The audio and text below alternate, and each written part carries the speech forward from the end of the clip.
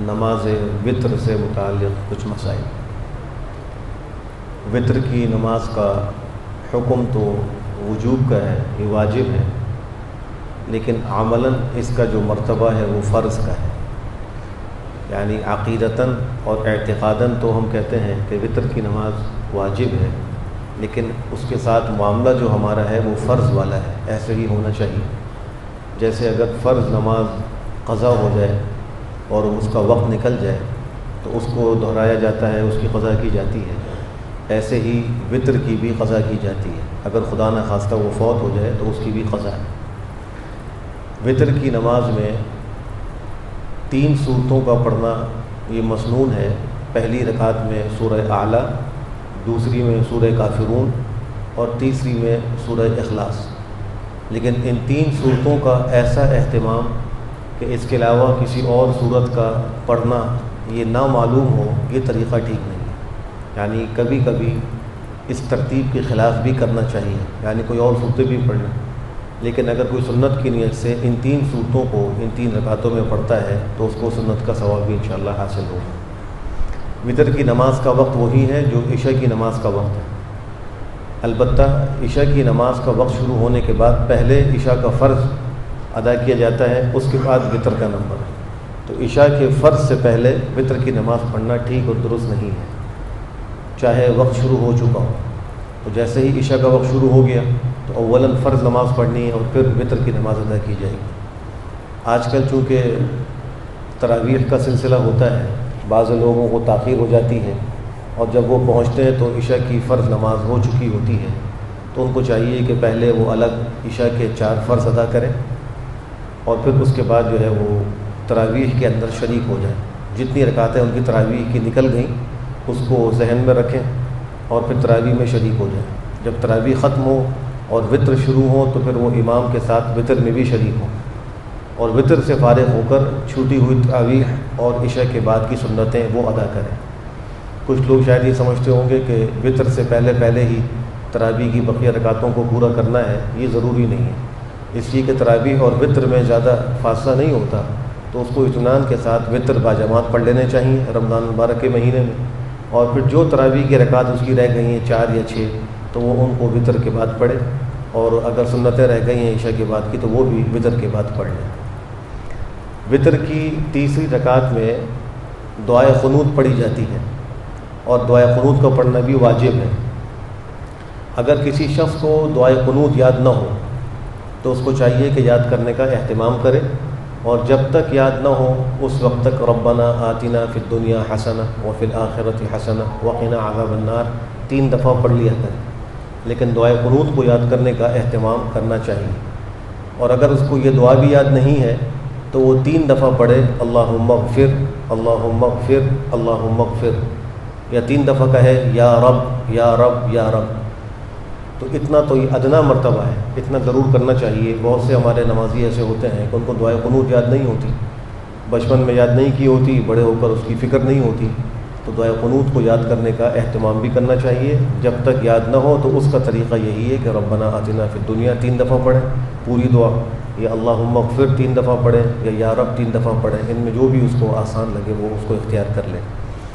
فقہ حنفی میں وطر کی نماز جو 3 رکعتیں ہیں وہ 1 سلام کے ساتھ ہیں، یعنی 2 رکعت کے بعد قاعدہ ہوتا ہے، اس میں تحیات پڑھی جاتی ہے، پھر کھڑے ہو کر تیسری رکعت پڑھتے ہیں اور پھر دعائے قنوت اور آخر میں قاعدہ کر کے سلام کیا جاتا ہے۔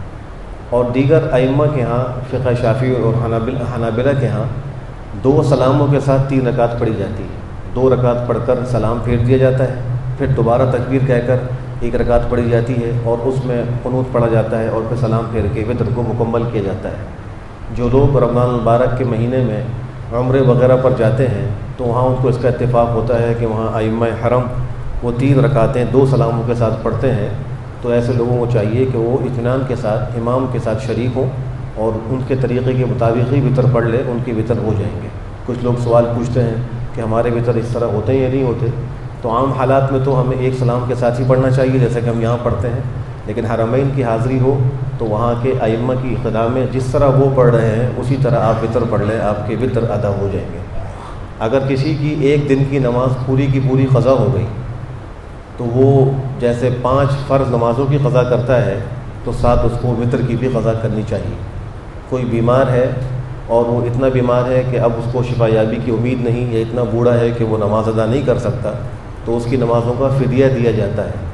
تو ایک دن کی 6 نمازوں کو شمار کیا جاتا ہے، تو ایک دن کے اندر 6 نمازوں کا فدیہ بنے گا، 5 تو فرض ہیں اور ایک وطر، اس طرح اس کا حساب کیا جائے گا۔ اور نماز کا فدیہ وہ ایک صدقہ فطر کے برابر ہے، تقریباً 2 کلو آٹا یا اس کی قیمت، یہ ایک نماز کا فدیہ بنے گا۔ اور قیمت کے اعتبار سے لیں گے تو وہ آج کل کے اعتبار سے 150-60 روپے تک تقریباً 2 کلو قیمت بن جاتی ہے آٹے کی، تو یہ اتنا ایک نماز کا فدیہ ہوگا۔ اگر کوئی شخص وطر کی نماز میں دعائے قنوت بھول گیا اور وہ رکوع میں چلا گیا، اس کو رکوع میں یاد آیا، تو اس کو چاہیے کہ اب وہ دوبارہ کھڑے ہو کر قنوت نہ پڑھے، بلکہ اپنی نماز کو جاری رکھے اور آخر میں سجدہ سہو کر لے۔ اگر اس نے رکوع کو چھوڑ کر قومہ کر لیا اور پھر دعائے قنوت پڑھ کے پھر رکوع کیا اور پھر نماز مکمل کی، تو بھی اس کو سجدہ سہو تو کرنا پڑے گا، لیکن اس نے اچھا نہیں کیا، ایک برا کام کیا کہ وہ ایک فرض کو چھوڑ کر واجب کی طرف لوٹا ہے۔ فرض اعلیٰ ہے اور واجب اس کے مقابلے میں ادنا ہے، تو فرض کو چھوڑ کر ادنا کی طرف نہیں لوٹنا چاہیے۔ بسا اوقات انسان 2 رکعت کے بعد قاعدہ کرنا بھول جاتا ہے، براہ راست کھڑا ہو جاتا ہے۔